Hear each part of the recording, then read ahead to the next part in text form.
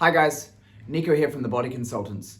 Now following on from our last video, today we're going to be looking at macronutrients and why once you've set up your calories, it's really important to get the macronutrient ratios right for your goals in mind to set you up best for success.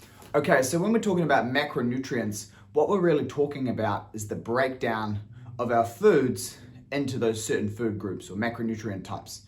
So we're looking at proteins, carbohydrates, fats, and then alcohol, everyone's secret favorite, okay? So once we take our total amount of calories that we've worked out in the last video, what we need to do is break that down into either ratio amounts or specific macronutrient target amounts in terms of grams that we need to hit each day to get to our goals. And again, that's gonna depend on the type of diet we have, or it's also gonna break down depending on sort of preferences around, potentially how much training you're doing may require you to have more carbohydrate, or if you find that you feel a lot better on a more higher fat, lower carbohydrate diet, that's also gonna adjust and dictate where we set those macronutrients. When we're looking at our specific macros, we're looking at, again, proteins, carbohydrates, and fats. Now, if we're looking at how many grams, how much calories per gram is actually involved with each one of those, for proteins and carbohydrates, we're looking at 4 calories per gram, okay? With fat, we're looking at 9 calories per gram, and then with alcohol, we're looking at 7, but we're not gonna touch in on alcohol today, okay? Okay, so why it's so important that we get the right ratio of these macronutrients is because they all have a different effect on the body. Now, first off, if we're talking about protein is going to be super important for recovery and also supplying the body with those important amino acids that we're looking for building lean body mass or preserving it if we are trying to lose some body weight. So protein really provides those building blocks that are going to lay down the foundations inside the muscle cell to actually build up bigger muscle fibers and again allow for that recovery between hard bouts of exercise, which is what we're going to be needing to get you towards your goals. Fat, again, is super important. Now, when we're talking about fat, it's really important we do hit a minimum amount each day for health reasons, okay?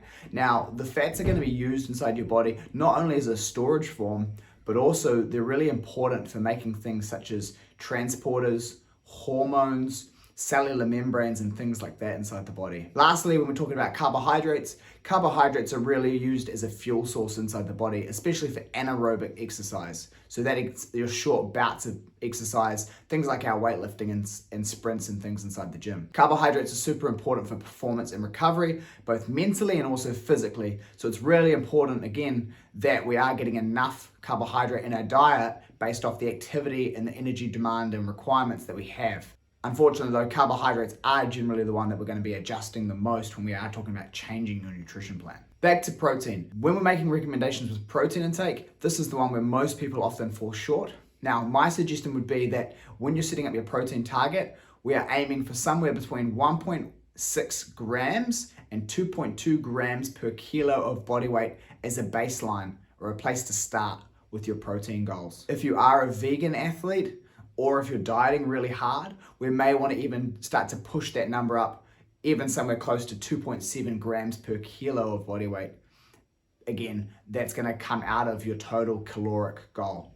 Now, when we're looking at fat, again, because I explained before, fat is really important for a lot of these hormonal reasons and things like that. We don't want to take our fats too low, but it is certainly one we can play with, especially if you're more of a carbohydrate biased athlete or your food preferences drift more towards the carbohydrate side of things.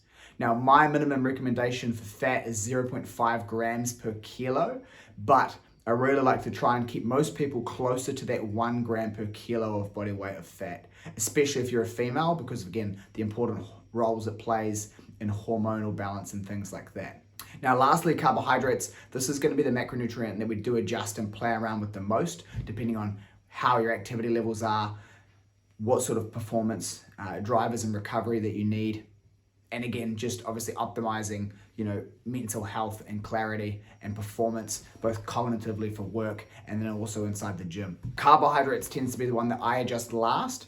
So again, how we're going to split this up is we're going to take your total caloric goal for the day, and then we're going to divide that up by those recommendations I've made so far. So how I would do things is I would start with protein. Now again, if we're shooting for 2 grams per kilo of body weight as a good baseline starting point, that's what we're going to work out.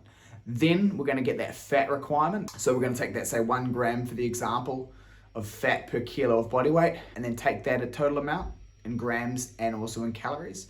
And then we're going to take our total caloric amount, based off our goal. We're going to deduct from that our calories from protein and our calories from fat. And then that remaining balance of calories is going to be then biased towards carbohydrates in the diet. I'm showing a video here of an example athlete that we could take. This is a 70 kilo female who's looking to lose a little bit of body fat whilst improving performance, and ideally get down to a goal weight of 65 kilos. Now in this example here, we've used that quick method that we discussed in the prior video. And with our quick method, we've established a starting point of 28 calories per kilo of body weight for where she's at right now. This number we're going to adjust as we go through over time and based off what we see in terms of results extrapolated out over the next couple of weeks. But anyway, this is our baseline starting point. So we're going to take that 28 calories per kilo of body weight, and that's going to equate to 1960 calories, or we're just going to round down slightly to 1958 calories. Now, from here, we want to establish our protein goal first.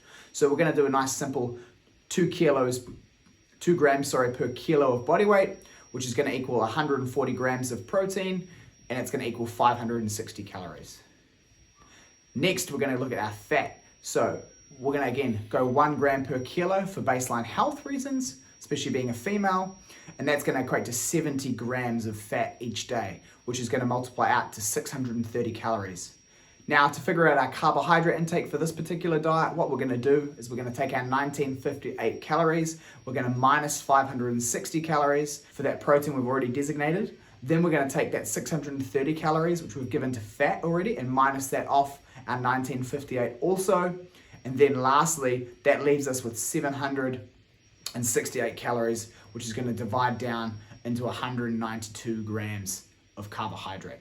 So that leaves us with a baseline starting point fat loss diet for the 70 kilo female athlete of 1958 calories. That is going to break down into, 140 grams of protein each day, 192 grams of carbohydrate each day, and 70 grams of fat each day. In the next video, what we'll be doing is covering how we can then split that up into different meals and things like that. If you have any questions, guys, or if you'd like some more information on this topic, please reach out to me. And thanks again from the Body Consultant.